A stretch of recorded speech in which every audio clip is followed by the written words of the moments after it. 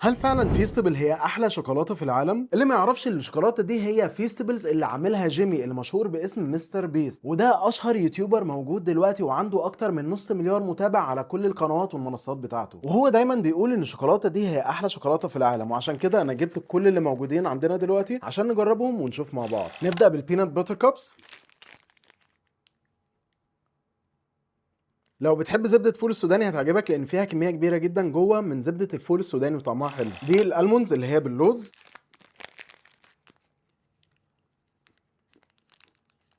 طعمها حلو. تحب اللوز طعمها حلو. دي الميلك كرانش. مم. هي مقرمشة بس طعم اللبن باين فيها أكتر شوية، مش وحشة. دي الكوكيز اند كريم.